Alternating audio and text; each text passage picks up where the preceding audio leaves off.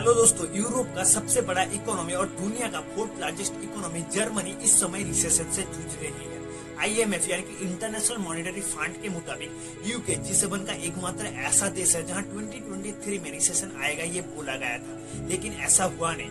ये नहीं कि रिसेशन नहीं आया, रिसेशन आया। और ये कहाँ पे आया? यूरोप की लार्जेस्ट इकोनॉमी जर्मनी में। हम वादे से ये तो नहीं कह सकते हैं कि यूके में रिसेशन नहीं आएगा, यूके में रिसेशन आ सकती है। आईएमएफ के मुताबिक UK, US, Italy and New Zealand जैसे देशों में भी रिसेशन आ सकती है 2023 में। यहाँ पे सवाल उठता है, अगर दुनिया की इतनी सारी देशों में रिसेशन आ सकता है तो क्या इस साल ग्लोबल रिसेशन देखने को मिल सकता है? और जर्मनी में जो रिसेशन चल रहा है इससे इंडिया के ऊपर क्या इम्पैक्ट आ सकता है, आइए समझते हैं। Been pressuring Berlin for help. Germany is in recession. Revised figures for the first quarter show the German economy shrank by 0.3%. आप लोगों को ये वीडियो अच्छा लग रहा है तो प्लीज चैनल को सब्सक्राइब कर लेना, क्योंकि आप लोगों का एक सब्सक्राइब मुझे बहुत ज्यादा मोटिवेट करता है। अपनी टॉपिक पे वापस आते हैं। पहले समझ लेते हैं ये रिसेशन होता क्या है। सपोज इंडिया के लोग ज्यादा चीजें खरीद रहे हैं तो इंडिया की जीडीपी ऊपर की तरफ जा रही है, और कम चीजें खरीद रहे हैं तो इंडिया की जीडीपी नीचे की तरफ जा रही है। और ये सिलसिला बैक टू बैक 2 क्वार्टर यानी कि 6 महीने तक चलता है तो उसे रिसेशन कहा जाता है। पूरी दुनिया जब कोविड से खुद को थोड़ा थोड़ा रिकवरी कर रहा था, थोड़ा थोड़ा संभाल रहा था, उसी समय 2022 के आखिरी 3 महीने में जर्मनी की इकोनॉमी 0.5% से कम हो गया।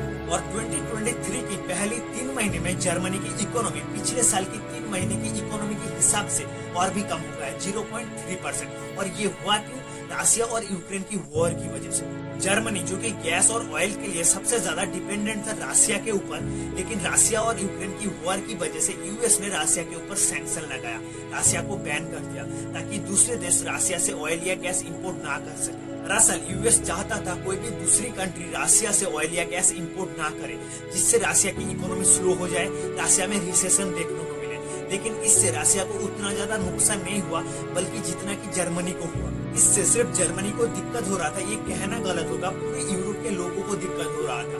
ठंड के दिनों में लोग अपना घर गर्म करना बंद कर दिया, स्ट्रीट लाइट्स को बंद कर दिया गया और भी पावर कट्स कर दिया गया ताकि थोड़ा एनर्जी सेव किया जा सके। और इस एनर्जी क्राइसिस से बचने के लिए यूरोप ने दूसरे देशों से ऑयल और गैस इंपोर्ट करना स्टार्ट किया, जो कि रशिया से काफी ज्यादा महंगा था। इससे यूरोप में इन्फ्लेशन स्टार्ट हुआ।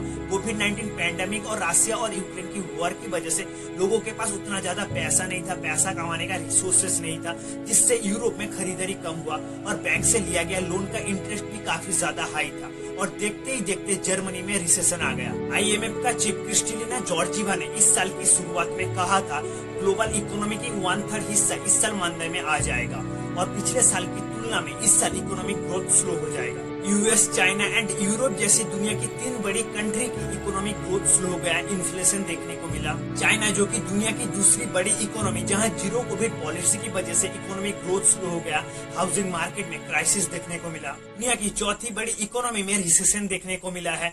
बढ़ती महंगाई लोगों को प्रोटेस्ट करने के लिए मजबूर कर दिया है।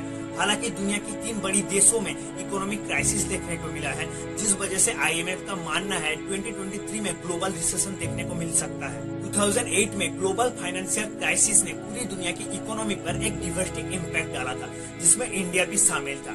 लेकिन इस बार जर्मनी की ये रिसेशन इंडियन एक्सपोर्ट इंडस्ट्री को थोड़ा बहुत चुप सकता है। और ये सिर्फ जर्मनी में नहीं, पूरे यूरोप में होगा, क्योंकि जर्मनी यूरोप का सबसे बड़ा इकोनॉमी है। Mumbai exporter and technocrat industries का चेयरमैन शरद कुमार सरफ ने कहा है 2022 से लेकर 2023 फिस्कल ईयर में एक्सपोर्ट किया गया प्रोडक्ट का वर्थ था $10.2 बिलियन, जो कि इंडियन करेंसी में 84,211 crore. Global trade research initiative का को फाउंडर अजय श्रीवास्तव का कहना है इस बार इंडिया का एक्सपोर्ट $2 बिलियन यानी कि 16,512 करोड़ कम हो सकती है, क्योंकि इंडिया जर्मनी में 1.5 बिलियन का मशीनरी प्रोडक्ट, 1.2 मिलियन का इलेक्ट्रॉनिक गैजेट्स, 458 मिलियन का स्मार्टफोन्स, 822 मिलियन का ऑर्गेनिक केमिकल्स, 332 मिलियन का लेदर गुड्स, 406 मिलियन का ऑटो कंपोनेंट्स, इन सब चीजों का एक्सपोर्ट कम हो जाएगा।